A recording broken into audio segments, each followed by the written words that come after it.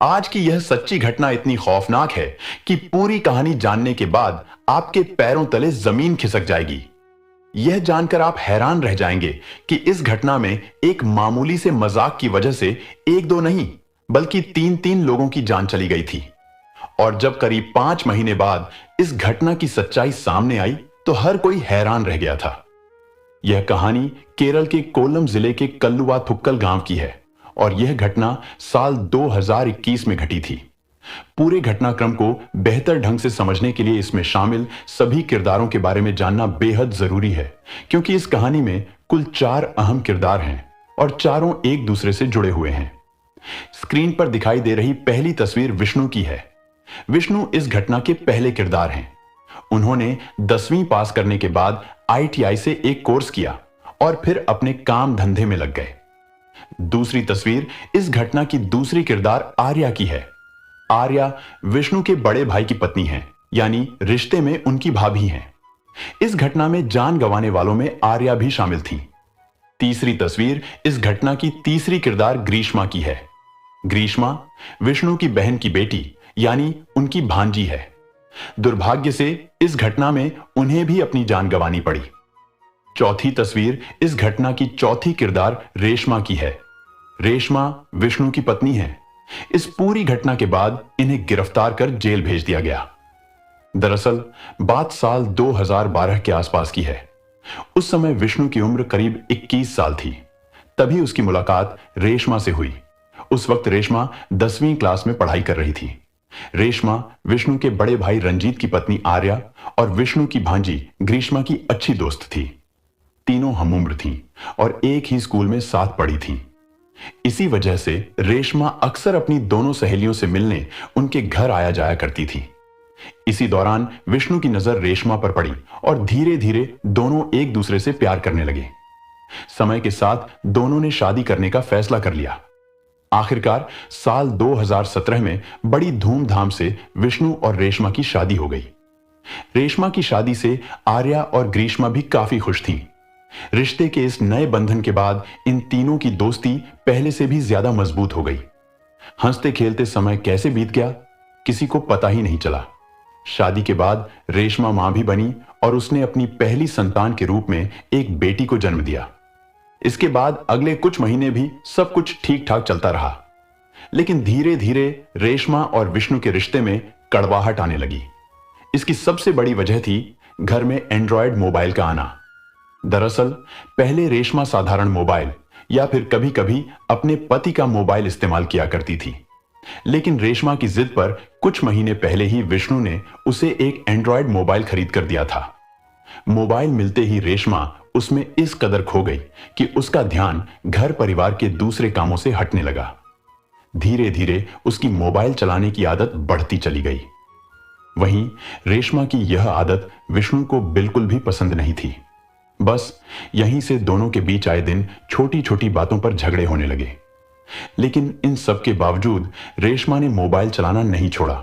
देखते ही देखते 1-2 महीने बीत गए, फिर साल भी बदल गया, लेकिन रेशमा की आदत सुधरने के बजाय और भी बढ़ती चली गई। ऐसा लगने लगा मानो उसे मोबाइल की लत ही लग गई हो। अब साल 2020 आ चुका था, लेकिन विष्णु और रेशमा के रिश्ते सुधरने के बजाय लगातार बिगड़ते जा रहे थे। इसी साल एक दिन विष्णु के कुछ दोस्तों ने उसे फोन करके बताया कि उन्होंने उसकी पत्नी रेशमा को वर्कला में देखा है। वर्कला विष्णु के घर से लगभग 15 किलोमीटर दूर स्थित एक मशहूर बीच और टूरिस्ट डेस्टिनेशन है। यह बात सुनकर विष्णु थोड़ा चौंक गया, क्योंकि यह पहली बार था जब रेशमा घर से बाहर कहीं गई थी और उसने इसके बारे में अपने पति को नहीं बताया था। यह जानने के लिए विष्णु ने तुरंत रेशमा को फोन किया और पूछा, तुम कहां हो? इस पर रेशमा ने जवाब दिया, दरअसल बेटी घर में बहुत परेशान कर रही थी, इसलिए मैं उसे लेकर थोड़ी देर के लिए बाहर घूमने आ गई हूं। फोन पर दोनों के बीच इस बात को लेकर थोड़ी बहस भी हुई। हालांकि कुछ देर बाद मामला शांत हो गया और बातचीत सामान्य हो गई। इसके बाद विष्णु अपनी बाइक लेकर रेशमा को लेने वर्कला के लिए निकल पड़ा। इधर साल 2020 में कोरोना महामारी पूरे देश में तेजी से फैल चुकी थी। महामारी का असर काम धंधों पर भी बुरी तरह पड़ा था। इसका प्रभाव विष्णु की जिंदगी पर भी पड़ा और धीरे धीरे उसे काम मिलना लगभग बंद हो गया। हालात इतने खराब हो गए कि आखिरकार विष्णु को अपनी पत्नी रेशमा के साथ उसके मायके यानी अपने ससुराल में आकर रहना पड़ा। रेशमा के पिता सुदर्शन पिल्लई पेशे से एक कारपेंटर थे। अब तारीख थी 5 जनवरी 2021। हर दिन की तरह उस सुबह भी सुदर्शन पिल्लई जल्दी उठे। नहाने के बाद वह पूजा करने के लिए पास के मंदिर चले गए। जब वह मंदिर से वापस लौट रहे थे, तभी पास के एक खेत की तरफ से उन्हें किसी के रोने जैसी आवाज सुनाई दी। उन्होंने इधर उधर नजर दौड़ाई, लेकिन उन्हें कोई दिखाई नहीं दिया। इसके बाद वह आवाज की दिशा में कुछ कदम आगे बढ़े, लेकिन जैसे ही उनकी नजर वहां पड़ी, उनके होश उड़ गए। उन्होंने देखा कि वहां सूखे पत्तों का एक बड़ा ढेर पड़ा था और उसी ढेर के नीचे से किसी के रोने की आवाज आ रही थी। उन्होंने तुरंत कुछ ही दूरी पर टहल रहे अपने दामाद विष्णु को आवाज लगाई और अपने पास बुलाया। विष्णु भागता हुआ वहां पहुंचा। इसके बाद उसने अपने हाथों से सूखे पत्तों को हटाकर देखा तो वह भी पूरी तरह सन्न रह गया। पत्तों के उस ढेर के नीचे एक नवजात बच्चा पड़ा था। उसे देखकर ऐसा लग रहा था कि उसका जन्म अभी अभी हुआ है। ऐसा प्रतीत हो रहा था कि किसी ने जन्म के तुरंत बाद ही उसे यहां लाकर छोड़ दिया था। हालांकि उस समय उनके पास यह सोचने का बिल्कुल भी समय नहीं था कि यह बच्चा किसका है या इसे वहां कौन छोड़कर गया है। विष्णु तुरंत उस नवजात बच्चे को बड़ी सावधानी से अपनी गोद में उठाता है और उसे लेकर भागते हुए घर पहुंचता है। वह एक नवजात बच्ची थी जो बेहद कमजोर थी और उसकी हालत भी बिल्कुल ठीक नहीं लग रही थी। यहां तक कि उसका गर्भनाल भी अभी तक नहीं काटा गया था। सुदर्शन पिल्लई अपने हाथों से उसका गर्भनाल काटते हैं और तुरंत उसे एक साफ कपड़े में लपेट देते हैं। बच्ची की हालत बेहद गंभीर लग रही थी, इसलिए बिना एक पल भी गंवाए विष्णु उसे लेकर तिरुवनंतपुरम के श्री अवित्तम थिरुनल अस्पताल पहुंच जाता है। अस्पताल में बच्ची को भर्ती कराने के बाद विष्णु इस पूरी घटना की सूचना पुलिस को भी दे देता है, लेकिन नवजात की हालत पहले से ही बेहद नाजुक थी। वह काफी कमजोर थी, उसका वजन भी सामान्य से कम था और काफी देर तक लावारिस हालत में पड़े रहने की वजह से उसकी तबीयत और ज्यादा बिगड़ चुकी थी। डॉक्टरों ने उसे बचाने की पूरी कोशिश की, लेकिन अस्पताल पहुंचने के कुछ ही घंटों बाद उस मासूम ने दम तोड़ दिया। बच्ची की मौत के बाद पुलिस इस सवाल का जवाब तलाशने में जुट जाती है कि आखिर इस मासूम के साथ इतनी क्रूरता किसने की। शुरुआती जांच में पुलिस को शक था कि कहीं बेटी होने की वजह से तो किसी ने उसे जन्म के तुरंत बाद लावारिस हालत में नहीं छोड़ दिया। वहीं एक आशंका यह भी जताई गई कि शायद किसी ने अपने नाजायज रिश्ते को छिपाने या झूठी इज्जत बचाने के लिए इस नवजात को बेसहारा छोड़ दिया, जिसकी वजह से उसकी मौत हो गई। इन्हीं तमाम आशंकाओं के बीच पुलिस अब उस शख्स की तलाश में जुट गई जिसने इस मासूम की जिंदगी छीन ली थी। इधर विष्णु और उसके ससुर ने खेत में पड़ी उस नवजात बच्ची को उठाकर न सिर्फ उसकी जान बचाने की पूरी कोशिश की थी, बल्कि उसे तुरंत अस्पताल पहुंचाकर एक जिम्मेदार नागरिक होने का भी परिचय दिया था। यही वजह थी कि स्थानीय लोग इन दोनों की जमकर तारीफ करने लगे। कुछ स्थानीय पत्रकार भी मौके पर पहुंच गए और उन्होंने परिवार के लोगों से बातचीत की। रेशमा ने भी पत्रकारों को बताया कि उनके परिवार ने ही उस नवजात बच्ची को खेत से उठाकर अस्पताल पहुंचाया था, लेकिन अब बच्ची इस दुनिया में नहीं रही थी, इसलिए पुलिस ने अपना पूरा ध्यान उसके कातिल को ढूंढने पर लगा दिया। कई दिन बीत गए, मगर जांच के दौरान कोई ठोस सुराग हाथ नहीं लगा। पुलिस ने आसपास के लोगों से भी पूछताछ की। उनसे पूछा गया कि क्या उन्होंने गांव में किसी बाहरी या संदिग्ध व्यक्ति को आते जाते देखा था, लेकिन किसी ने भी किसी अनजान व्यक्ति के गांव में आने की पुष्टि नहीं की। इसके बाद पुलिस को शक हुआ कि कहीं यह वारदात गांव के ही किसी व्यक्ति ने तो नहीं की है।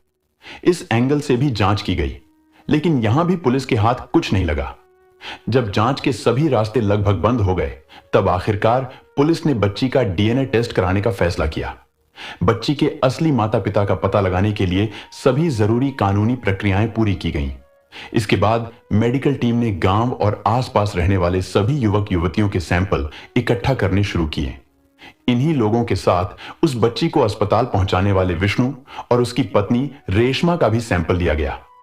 पुलिस का मानना था कि अगर यह पता चल जाए कि नवजात बच्ची किसकी थी, तो उसके कातिल तक पहुंचना भी काफी आसान हो जाएगा।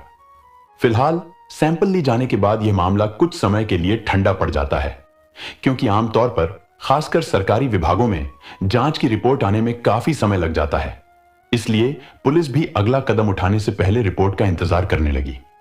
उधर विष्णु और रेशमा के बीच मोबाइल फोन को लेकर होने वाले झगड़े पहले की तरह ही जारी थे, बल्कि बीते कुछ हफ्तों में दोनों के रिश्तों में कड़वाहट इतनी बढ़ गई कि एक दिन गुस्से में आकर विष्णु ने रेशमा का मोबाइल ही तोड़ दिया।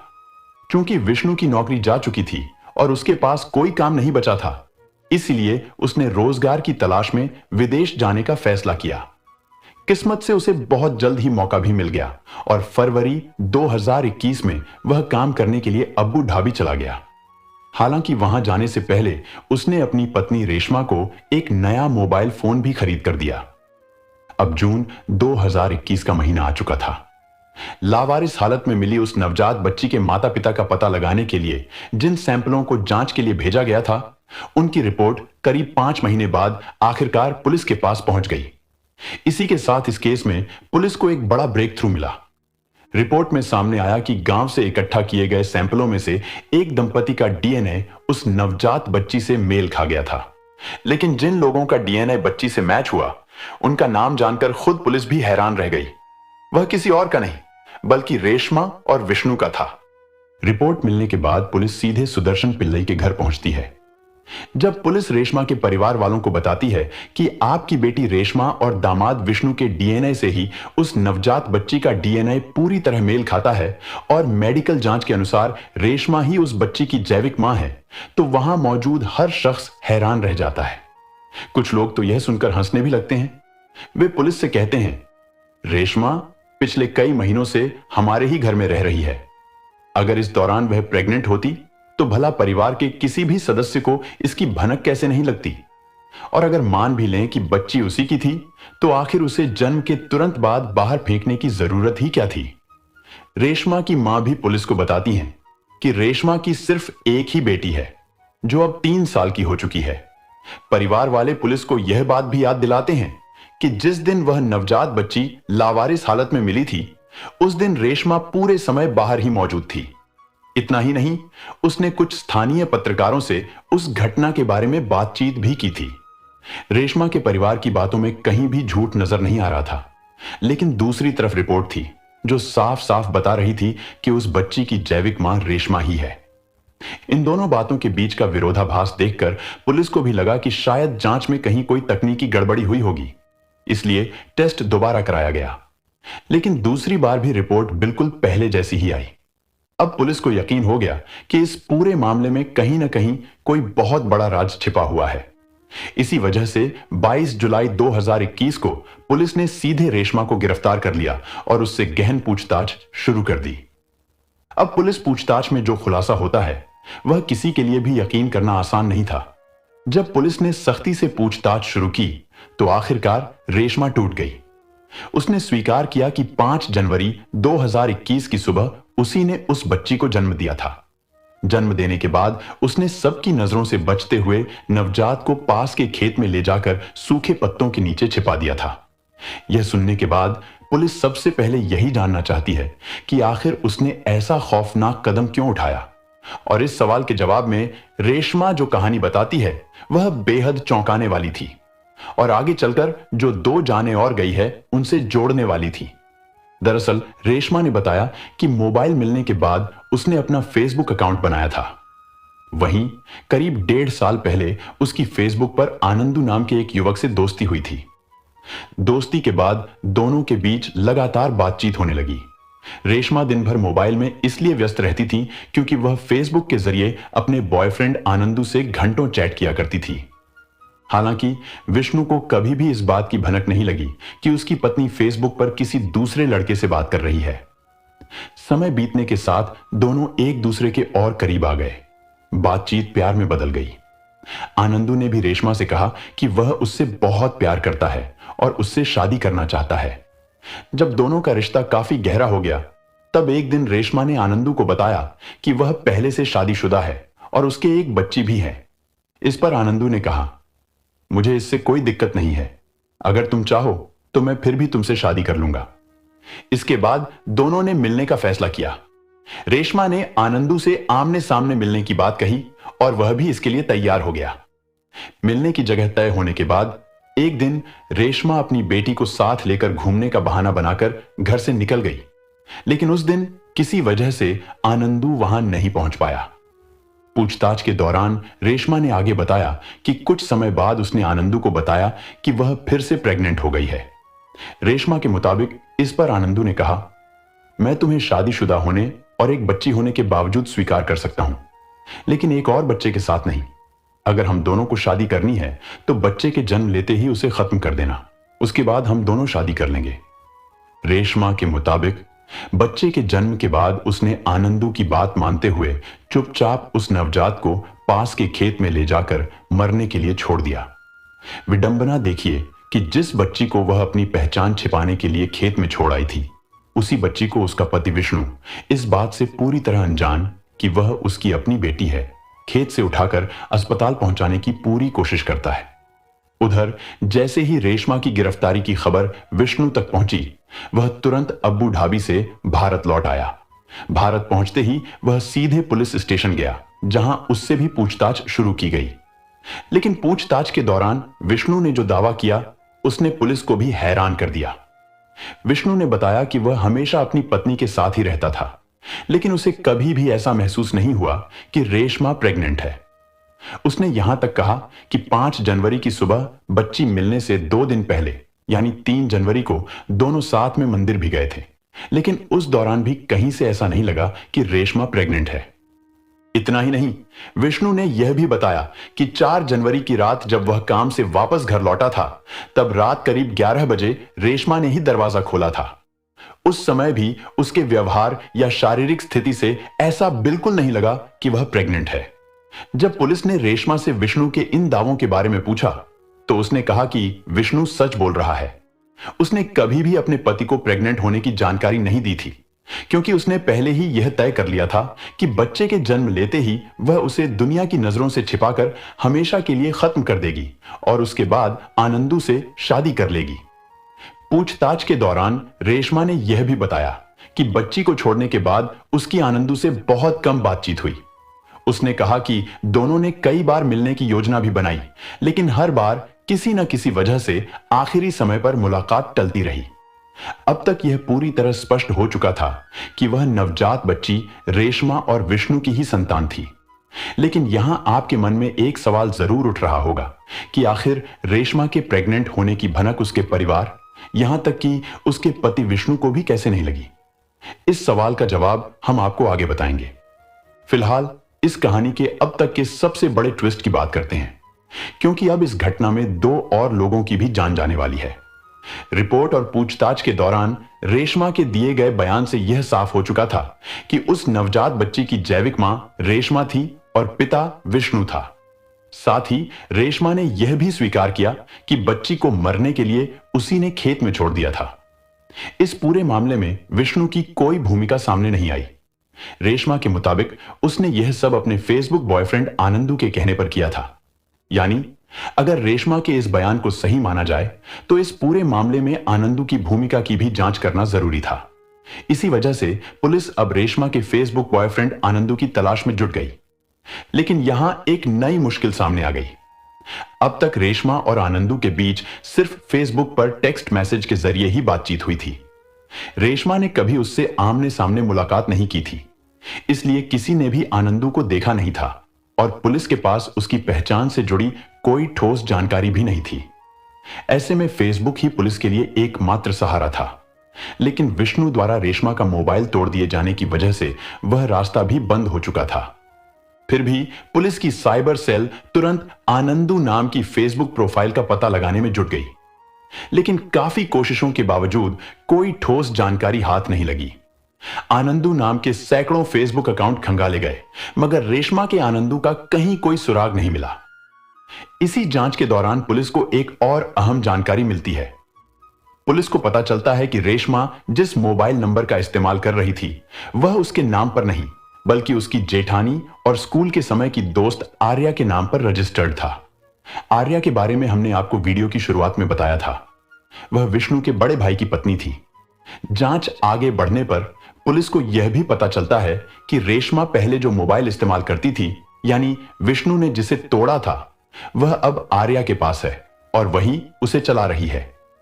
पुलिस को शक होता है कि शायद रेशमा के पुराने मोबाइल में उसके कथित फेसबुक बॉयफ्रेंड आनंदू से जुड़ा कोई सुराग मिल जाए।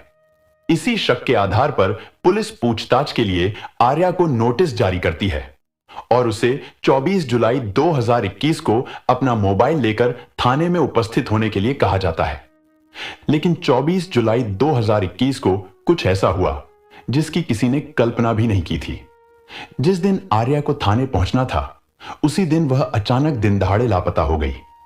कुछ ही देर बाद पता चला कि आर्या के साथ ग्रीष्मा भी गायब है। ग्रीष्मा के बारे में भी हमने आपको वीडियो की शुरुआत में बताया था। वह रेशमा की स्कूल के समय की सहेली होने के साथ साथ विष्णु की भांजी भी थी। पुलिस अभी पहले मामले की गुत्थी पूरी तरह सुलझा भी नहीं पाई थी कि तभी उसके सामने एक नई और बड़ी चुनौती आ खड़ी हुई। अब पुलिस का पूरा ध्यान इन दोनों लापता महिलाओं की तलाश पर केंद्रित हो गया। जांच की शुरुआत आर्या और ग्रीष्मा के घर से ही होती है। तलाशी के दौरान पुलिस को ग्रीष्मा के हाथ से लिखा एक छोटा सा नोट मिलता है। उस नोट में सिर्फ एक ही लाइन लिखी थी, मैं नहीं चाहती कि बच्चों की मौत का जिम्मेदार मुझे ठहराया जाए। यह एक लाइन का नोट पूरे केस को और भी उलझा देता है। पुलिस समझ ही नहीं पा रही थी कि आखिर इस मामले से आर्या और ग्रीष्मा का क्या संबंध हो सकता है। अब पुलिस अपनी जांच और तेज कर देती है। आसपास लगे सीसीटीवी कैमरों की फुटेज खंगाली जाती है। एक कैमरे में आर्या और ग्रीष्मा साथ दिखाई देती हैं। पूरे दिन दोनों की तलाश जारी रहती है, लेकिन कोई सफलता नहीं मिलती। अगले दिन यानी 25 जुलाई 2021 को पुलिस को सूचना मिलती है कि पास की इत्तिखरा नदी में 2 युवतियों के शव पड़े हैं। सूचना मिलते ही पुलिस मौके पर पहुंचती है और दोनों शवों को नदी से बाहर निकलवाया जाता है। पहचान करने पर पता चलता है कि ये शव 23 वर्षीय आर्या और 19 वर्षीय ग्रीष्मा के हैं। पोस्टमार्टम रिपोर्ट में दोनों के साथ किसी तरह की जोर जबरदस्ती या संघर्ष के कोई सबूत नहीं मिले।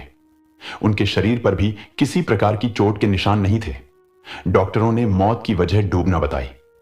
अब पुलिस के सामने एक नया सवाल था, आखिर इन दोनों की एक साथ मौत कैसे हुई?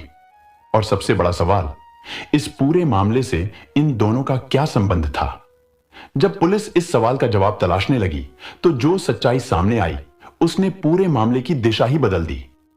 पूछताछ के दौरान रेशमा और आर्या की सास यानी विष्णु की मां ने पुलिस को बताया कि एक दिन पहले ही आर्या ने उन्हें एक बड़ा राज बताया था। आर्या के मुताबिक करीब 2 साल पहले ग्रीष्मा ने आनंदू नाम से एक फर्जी फेसबुक आईडी बनाई थी। उसका मकसद सिर्फ अपनी मामी रेशमा के साथ मजाक करना था। उसने उसी फर्जी आईडी से रेशमा को फ्रेंड रिक्वेस्ट भेजी और फिर आनंदू बनकर उससे बातें करने लगी। कुछ दिनों बाद ग्रीष्मा ने इस फर्जी फेसबुक अकाउंट के बारे में अपनी बड़ी मामी यानी आर्या को भी बता दिया था। इसके बाद दोनों मिलकर महीनों तक आनंदू बनकर रेशमा से प्यार भरी बातें करती रहीं और उसके साथ एक झूठे प्रेम संबंध का नाटक करती रहीं। आर्या ने अपनी सास को यह भी बताया कि जब रेशमा ने खुद के प्रेग्नेंट होने की बात कही थी, तब वह वास्तव में ग्रीष्मा से ही बात कर रही थी, जिसे वह आनंदू समझ रही थी। हालांकि ग्रीष्मा को कभी यह एहसास ही नहीं हुआ कि रेशमा सचमुच प्रेग्नेंट थी। वह यही समझ रही थी कि शायद रेशमा भी उससे मजाक कर रही है। उसी बातचीत में आनंदू बने ग्रीष्मा ने उससे कहा था कि अगर उसे उससे शादी करनी है तो बच्चे के जन्म लेते ही उसे खत्म कर देना। अब यहां एक बात और सोचने वाली है। जब विष्णु की मां यानी आर्या की सासू मां को दोनों की मौत से एक दिन पहले ही सच्चाई पता चल गई थी, तो यदि वह यह सच्चाई पुलिस को पहले ही बता देती तो शायद आज वे दोनों भी जेल में होती, लेकिन उनकी जान बच जाती। आपका इस बारे में क्या मानना है? कमेंट में जरूर बताना। खैर, पूरे समय रेशमा यही समझती रही कि वह आनंदू नाम के किसी युवक से बात कर रही है, जबकि हकीकत में उसके पीछे आर्या और ग्रीष्मा थीं। आनंदू नाम का कोई वास्तविक व्यक्ति था ही नहीं। उधर रेशमा की गिरफ्तारी के 2 दिन बाद जब पुलिस ने आर्या को पूछताछ के लिए बुलाया तो आर्या और ग्रीष्मा दोनों बुरी तरह घबरा गईं। उन्हें लगा कि नवजात बच्ची की मौत का जिम्मेदार अब उन्हें भी ठहराया जाएगा और आनंदू बनकर रेशमा को बच्चे के बारे में सलाह देने की वजह से उन्हें भी सजा मिल सकती है। इसी डर में आकर दोनों ने नदी में कूद गई। हालांकि पुलिस ने आर्या को सिर्फ रेशमा के पुराने मोबाइल के संबंध में पूछताछ और उस मोबाइल को जांच में शामिल करने के लिए बुलाया था। अब उस सवाल का जवाब जो शायद अभी भी आपके मन में चल रहा होगा, क्या ऐसा संभव है कि कोई महिला पूरे 9 महीने तक प्रेग्नेंट रहे और उसके परिवार, यहां तक कि उसके पति को भी इसकी भनक न लगे और फिर वह अकेले ही बच्चे को जन्म भी दे दे? पुलिस पूछताछ के दौरान रेशमा की मां और उसके पति ने बताया कि पिछले कई महीनों से रेशमा हमेशा बहुत ढीले ढाले कपड़े पहनती थी। उनका कहना था कि वह ऐसा अपनी प्रेगनेंसी छिपाने के लिए करती थी। जांच के दौरान पुलिस ने उसके पास से एक डमी टमी बेल्ट भी बरामद की, जिसे वह अपने शरीर की बनावट छिपाने के लिए इस्तेमाल करती थी, ताकि किसी को उसका उभरा हुआ पेट दिखाई न दे। मेडिकल साइंस के अनुसार कुछ दुर्लभ मामलों में ऐसा भी हो सकता है कि कोई महिला प्रेग्नेंट हो और उसे लंबे समय तक इसका पता ही न चले। कई मामलों में तो प्रसव से कुछ घंटे पहले तक भी प्रेगनेंसी का पता नहीं चलता है। इस स्थिति को क्रिप्टिक प्रेगनेंसी कहा जाता है। हालांकि यह स्थिति बेहद दुर्लभ होती है। कई बार अधिक वजन या शरीर की विशेष बनावट की वजह से भी प्रेगनेंसी का पता लगाना मुश्किल हो सकता है। संभव है कि इन्हीं कारणों से रेशमा की प्रेगनेंसी पर किसी का ध्यान न गया हो। लेकिन यहां एक सवाल अब भी अनुत्तरित रह जाता है। अगर यह वास्तव में क्रिप्टिक प्रेगनेंसी थी, तब भी प्रसव के दौरान होने वाला असहनीय दर्द तो हुआ ही होगा। अकेले प्रसव करना बेहद कठिन माना जाता है। ऐसे में रेशमा ने यह सब कैसे किया?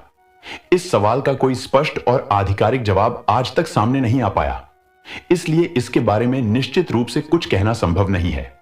इतना जरूर कहा जा सकता है कि रेशमा अपने फेसबुक वाले प्रेम संबंध को लेकर इस हद तक जुनूनी हो चुकी थी कि उसी जुनून में उसने अकेले ही बच्चे को जन्म दिया और फिर उसे अपने ही हाथों से मरने के लिए छोड़ दिया। फिलहाल रेशमा अपनी गिरफ्तारी के बाद से जेल में बंद है, जबकि वहीं उसका पूरा परिवार इस मजाक की कीमत चुका रहा है। इस घटना से आपको क्या सीख मिलती है? हमें कमेंट करके जरूर बताइए। और आपकी नजर में इस पूरे मामले में सबसे बड़ा दोषी कौन था? अपनी राय भी जरूर साझा करें। अगर आपको यह वीडियो जानकारीपूर्ण लगी हो तो इसे लाइक और शेयर जरूर करें, ताकि ज्यादा से ज्यादा लोग इस घटना से सबक ले सकें। मिलते हैं फिर किसी और सच्ची घटना के साथ। तब तक अपना और अपने परिवार का अच्छे से ख्याल रखिए। जय हिंद।